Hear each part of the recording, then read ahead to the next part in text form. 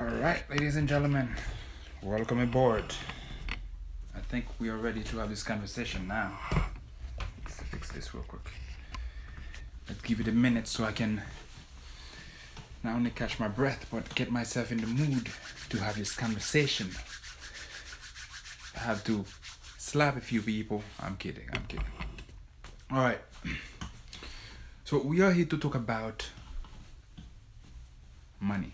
That's what we're here to talk about. Just to be clear, we're not here to talk about how to cut hair. There are hundreds, if not thousands, of people on YouTube, online. There are many schools everywhere, New York City, everywhere you go, there are schools. There are apprenticeship programs everywhere that can tell you how to cut hair. And then you have a bunch of people who grew up around the shop. They grew up cutting hair since they were very little, so they know how to cut hair. So that's not an issue. Nobody really needs that information. If you need to cut hair, you just need to practice.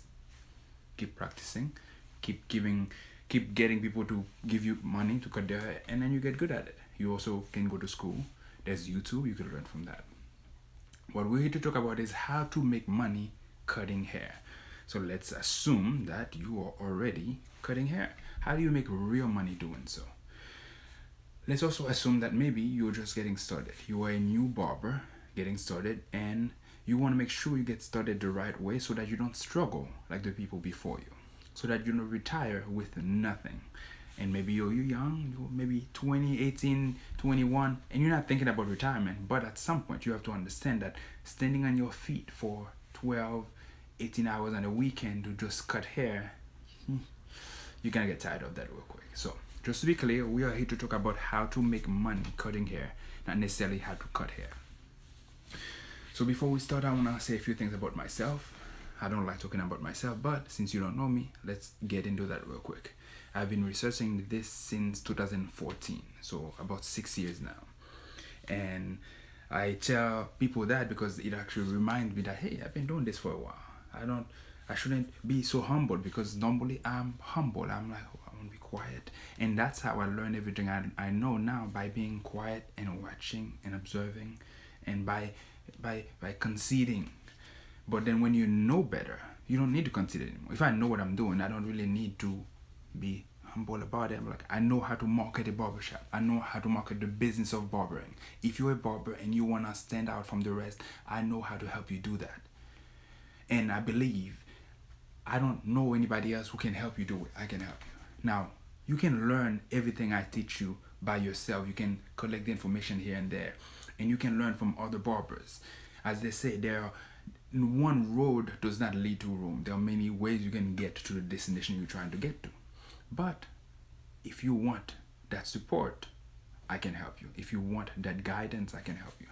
So today I've gathered a list of things that have changed in the industry of barbering. Things that are not the same anymore. Things that are facts. And I made a list. Let's see if I can add this list here for you so you can take a look at it. There we go. So I had the list here. I call it reminders, facts about the barbering industry. So I'm gonna go through the list. I'm gonna explain to you what my takes, and I'll give you a little bit more explanation on them. So the first one is, the world has changed. Loyalty is dying.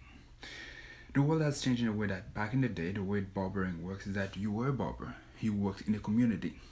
You mostly stayed in that community once you settled in. Everyone knew you as the barber. There are multiple people barbering in that community, but you were respected. But also, you were known. Like, people would also refer people to you. If there's any need for a haircut, they will come to you. Now, the barber community also had some sort of a root in the community where if anything was happening, it would happen at the barbershop to get started, and then it would spread out. The barbershop was that community rooted place. But the world has changed. You don't have that much loyalty anymore. Barbers don't stay at one shop all their career. Barbers jump around, especially, like, for example, barbers in the black community, they jump around from barbershop to barbershop. They don't stay in the same shop forever. Even other people, like, it's more like a job now, where people would go from barbershop to barbershop, even though they're still have the risk of entrepreneurship, but they are considered as employee, which can make no sense. and which doesn't earn you money. But if you have no leverage, if you don't know what you're doing, if you only need a job and you don't know how to cut hair and the money is good, then you take it. But if you are treated as an employee, you will never really make it. That's a fact. No more humble barbers. That's the next point. That's a good one. I like this one. Now, back in the day, barbers were humble. When if I walked in the shop and I was somebody important, let's say, you know what, let's take the example. Let's say I was a police officer, right? And I worked in that community. I will be called sir. Let's say I worked in a big firm and I made good money. I drive a nice fancy car. I will have some sort of a respect by working in the shop. People will know me and they also respect me just based on the fact that I am a man who made money, who's important of some sort. Nowadays, you don't have that anymore. There's no humility. The barbers don't want to be treated as equal to everybody. The barber wants to be on par just like a Wall Street banker, and some of them make that much money. They're not gonna call anybody sir. If anything, they will disrespect some customers. So there's no more humble barbers. People they require their respect up front. And if many barbers actually disrespect customers, which we will be talking about in length because that's crucial, that's very important. All right, next one is most new customers are someone else's. Okay, the reason why I put this in there is that if you're gonna be making good money on here, you're already not humble. That's good. We are good with that. You're gonna need to man up. What does that mean? A lot of barbers are afraid of taking somebody else's customer. And I get it, I understand it. But if you are good at this, and that's why we talk about humility first, because if I'm good at marketing, I'm not gonna tell you to go to somebody else. If the marketing you're doing right now suck, I need to be able to tell you that your marketing suck, my friend. That's why you're not making more money. That's why you're not getting return on investment. So you need to do something different. So as a barber, if your skill is that good and on par, you should be saying, hey, my skill is better than those skills over there. I will treat you better. And therefore, if somebody wants to come to you, hey, get the customer. So you need to remember that most customers you're going to be getting are going to be somebody else's customer. And that's going to be one of the points we're going to be talking about, since the barber community is a very small community where everyone knows everybody. Everyone have met somebody, they know their work. If somebody start coming to you, they will know. But then why are you worried about that? Because it's not your fault that barber was not doing their job or have too many clients. Now, in order to make room for more and better customers, you're gonna have to give up some of the ones that are not good. If somebody is not an ideal customer for you, it's not personal. It's just that you don't click, and that's all it is. There are so many people I don't click with. I can't really bother myself about that because we don't click. We are not clicking as a customer, and therefore you have to let those people go. If you have to fire them, you have to be like, literally, you know what, my friend, this is not working out. Don't make any more appointments. That's the part of you manning up. That's the part of you becoming a real barber, a real man, should I say. But again, that's a word that's thrown around. And as we're talking here, I want you to understand that we are talking about this from a professional perspective, and those things don't overlap. Your personal life as a man does not really overlap as your professional life as a barber. Now, if you are strong personally, and you have that manhood about you personally, then yes, of course, that's gonna help you become better as a barber, because you're gonna apply that discipline, you're gonna apply that commitment to things. But just because you're strong personally doesn't mean you're gonna be strong as a barber. Does that mean you're gonna be strong, and do manly things and be able to do things the right way? Because you can be still scared. Oh wait, this guy was the one who gave me my first job. I can't take his customers. If you are good, you are good. You are either good or you're not. It's that simple. So let's just recap real quick. The first thing we talked about is that the world has changed. There's no loyalty. The customers are gonna be loyal to you. The shop owners are not gonna be loyal to you. The community will not be loyal to you. But that's okay. We're not here to whine about it. We're not here to complain. The next point we made was there are no more humility in the business. You don't have humble barbers. Everyone wants to be treated with respect, whether they have earned it or not, whether they have the skill or not. They don't want to be humble, and that's okay. Just understand There's no humility, and understand when somebody step up, you need to make sure you put them in their place the right way so they understand you don't have the skill, my friend. So step down. If when you have the skills, then come back and then we can talk. So the next point we said is that most new customers of yours will be somebody else's customer. The reason why they come to you would be maybe they are not satisfied. Maybe they just moved in your area. Maybe they are working near you. Maybe they just found out about you. So it doesn't matter the reason. The point is it a customer that click with you? If they click with you, they click with you. You come in, hey, come on, I'll take you. Next point is the barbershop community is a very small community. It's a close-knit community. Everybody knows everybody. You are either in or you are out. But if you're good, it does not matter. You are just good. It doesn't matter what the next guy say about you. You are good. And that's all that matters. Now the next point about that, the next part of that is that if you're good, it just how do you apply that superiority in skill? If you are very good at it, how do you apply that superiority in skill? That's what I'm here to help you with. All right, next point is there's no respect for the customer anymore. Everyone thinks the customers fall off the trees and they just come in, and therefore they don't show them respect. Customer come in, nobody says nothing to the customer. A customer is in the chair, people don't treat the customer with respect. You leave the customer hanging, you are singing around, you're dancing, so there's no respect. Yes, there are some upper scale barber shops that they don't have any of that, but as somebody who's new, let's say I walk into, and everything I'm talking to you about are things that I've tested, are things that I've researched, are things that I can prove with photos and videos. That's how I do this, because it's not, oh yeah, that's my opinion. It's not my opinion. When you see the video, you can see that if look at the video, the way I'm treated and the way that this guy is treated is different. Or the way I'm treated, and that's vice versa. That barber could be treating me very nice, very friendly because he knows me, and then that guy walks in the door with money, and he's like, I don't know. Oh, this guy is new. I don't know. Should we take him? What do you think, fellows? So that's disrespectful. Remember now, the next point. The customer is not dumb. If you disrespect the customer, especially men, you disrespect them, they know you disrespected them. They might not do anything about it. They might be not there yet strength-wise, but they know you disrespected them. They might still come back, but they remember you disrespected them. So they're not dumb. If they keep coming back, they are coming back either because they can't find anybody better or because they like something about the place. But the disrespect remain until you take care of it. Let's be clear on that part. All right, next point is there is very little proper cleanliness in most shop. In most shop you go to, it's not as clean as it should be. And that's a good thing in a way for you, because if you're clean, you can get the customers. Concentrate on cleanliness and be like, hey, I'm clean. I always clean my combs. I always clean everything after each customer.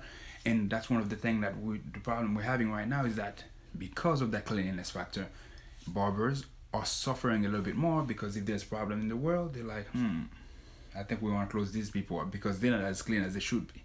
You may take offense in that and say, oh, that's not true, I'm clean. Yes, you may be clean, but your 5 other barbers, are they all clean? The other 4 people in the shop, are they doing the cleanliness thing they should be doing? Or are they doing things that if we were living in a world where people could catch things easily, that people would be catching things? That's what you need to ask yourself.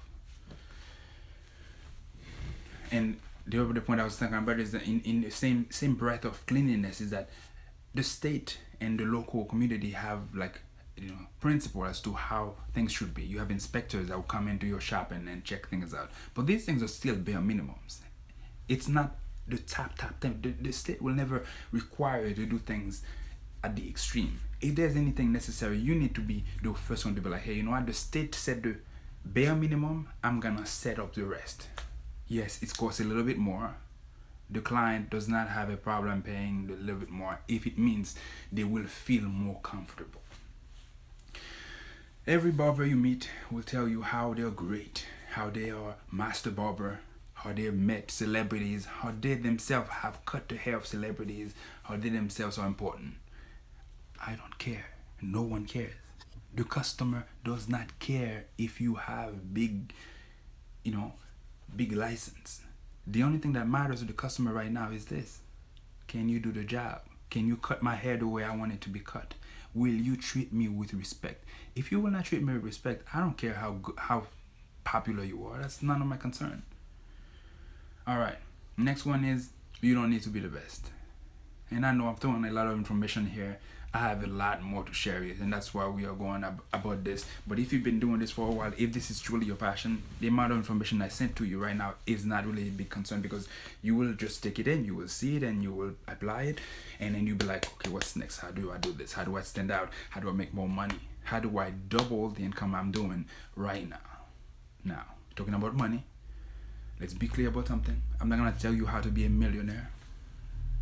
I'm not gonna tell you how to make six-figure income, but I'll tell you how to make significantly more money so that you don't suffer in this business, so that you don't act like a poor person, so that you don't have to ask for favors. You don't have to worry about the next 6 months of income. That's what we're talking about here. So you don't need to be the best. You just need to be a little bit better than the average person. And that will take a lot of the burden off of you, because you may be worried, oh man, I don't know, I don't think I can be the best. So you don't need to be the best. Just be a little bit better and just keep improving. Because once you have the basic skills, once you have a license, once you can cut a certain amount of people's hair and you have the basic skills, it's really, really easy to grow. It's really easy to stack up and make more money. The biggest part is entering the industry. Once you are in, you're part of the community, and now you're cutting hair. Let's say you have your license. It's easy for you to get more customers of the same. It's easy for you to get more customers of even different categories. But it's hard for you to get in. That's the thing. If you worry about being the best, it will hold you back, because you keep on talking about, oh, I'm the best. But then when a customer of a different category of what you specialize in come in, let's say I have my hair, right? And somebody with Hispanic straight hair comes in, and you don't do as good of a job as you did with me, then how are you the best? You can't be the best in every category. So where are you the best? So when you remove that whole I'm the best thing, then it's easier, because now you're like, you know what? I can do this, and I can do it better than anybody you know. And that's all that matters. And that's all that matters to that one customer, to those 10 customers that you got in the day, or even if you want to stack it up and want to get more and more customers in a day. Next point is customer service beat tap skills and talent. We are going to concentrate a lot about customer service. You need basic skills of hair cutting. When you cut my hair, it needs to be smooth, it needs to be even. Once you have the basic skills, and basic skills come from the fact that you've practiced it, and come from the fact that you're confident that you're not going to make a mistake. It comes from the fact that you can focus on that clean, even look. Once you focus on that and you do it, you're fine. Because the fact remains, most customers cannot really see the back of their head. If you make a mistake, they're not gonna know. And you make mistakes. I know, because I record the things, I see them, and I see the mistakes. I see why people make mistakes. And I can tell them, this is why you made that mistake.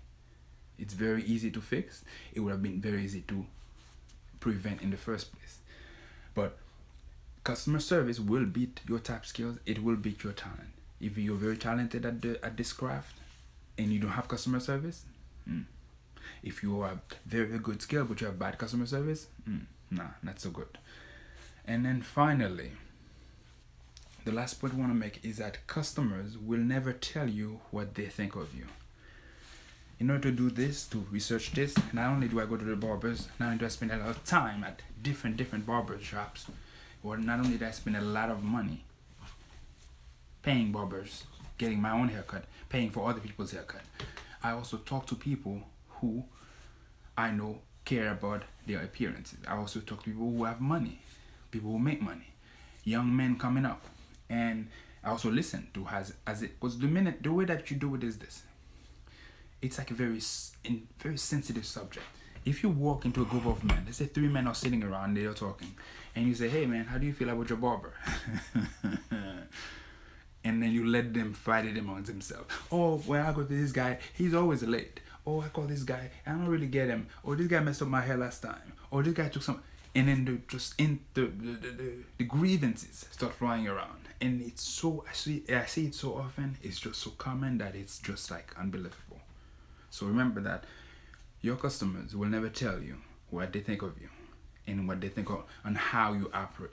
They will sit down, they will take that bidding where you do their hair the wrong way and not as they ask, And that's the crazy part. A lot of the thing the customer is asking is simpler than what you give them. So let's say I walk in and I tell you that I want a skin fade on here and I want it high. This is not that hard to make. I don't care whether you stack it or not. I don't care whether you do the transition. I only care whether you do this. But if you go on top and then you give me a one and then you do your own thing and then you ask me, hey, how do you think? Do you like it? And that's another thing a lot of barbers have done. It's like they tell you, do you like it? And they are all excited, but that's not what I asked you for. I didn't ask you for this. I told you to do something different, but you do this crap, and now I have to wait for the hair to grow. So customer service, and also the customers will never tell you what they think of you. That's it for today. Thanks for watching. Now I have another set of principles that I've written down that I want to share with you later that can help you get better very quickly. Quickly get better. And I will be posting that on Instagram, and I'll also be posting that on YouTube. So check out the Instagram, check out the YouTube. Like it if you like it. Subscribe if you wanna not if you wanna hear more. I don't care whether you wanna hear more. The reason why people subscribe is that it makes it easy for you to find the thing again. So if you subscribe to my channel, then next time I post something, it's easier for you to find. That's why subscription is there. So both the YouTube and the Instagram, if you want to find it quicker and want to hear more about it, then and definitely hit the comment section. Tell me what you think. Tell me what you are wondering. Tell me if you have any question. Tell me how much you don't like me. Hey, I'm handsome, aren't I? But anywho, have a good night.